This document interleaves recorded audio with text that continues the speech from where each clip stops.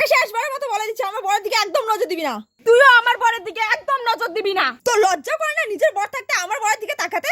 আমি তোর বরের দিকে তাকাই না, ঠিক আছে? তোর বরই আমার প্রেমে পাগল। হ্যাঁ?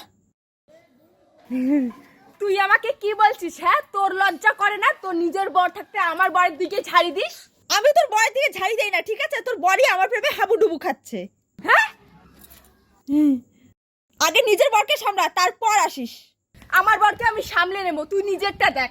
এই যে তোমাকে বলছি, হ্যাঁ, আমাকে আজকের পর থেকে তুমি যদি ওই সাতচুনির দিকে তাকিয়েছো না, তাহলে তোমার চোখে লঙ্কা ছেঁচে দেবো বলে দিলাম।